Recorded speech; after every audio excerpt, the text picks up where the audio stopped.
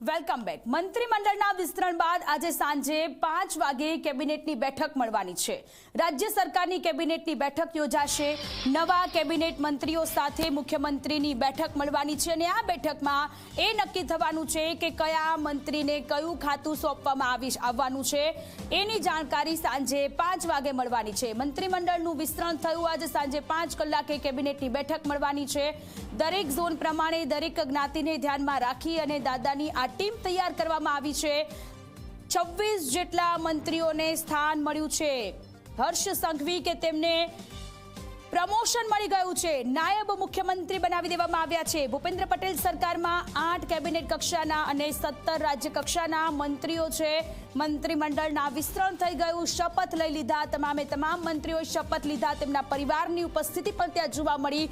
રાજ્યપાલની ઉપસ્થિતિ જોવા મળી। રાષ્ટ્રીય અધ્યક્ષ જેપી નડ્ડાની ત્યાં હાજરી જોવા મળી અને હવે કયા મંત્રીને કયું ખાતું સોંપવામાં આવશે તેના પર અત્યારે સૌ કોઈની નજર છે, કારણ કે પહેલા ગૃહ રાજ્યમંત્રી હતા હર્ષ સંઘવી, હવે તેમને નાયબ મુખ્યમંત્રી બનાવવામાં આવ્યા છે। તો હવે ગૃહ ખાતું કોનું જાય છે એના પર પણ અત્યારે સૌ કોઈની નજર છે અને આખું ચિત્ર સ્પષ્ટ થશે સાંજે મળનારી કેબિનેટની બેઠકમાં। અને આ કેબિનેટની બેઠકમાં મુખ્યમંત્રીની સાથે પણ વાતચીત થવાની છે। સીએમની અધ્યક્ષતામાં નવા મંત્રીઓ સાથેની બેઠક મળવાની છે અને આ બેઠકમાં આખું ચિત્ર સ્પષ્ટ થઈ જવાનું છે। છેલ્લા ઘણા સમયથી જે ચર્ચાઓ ચાલી રહી હતી, આખરે એ ચર્ચાનો અંત આવ્યો છે।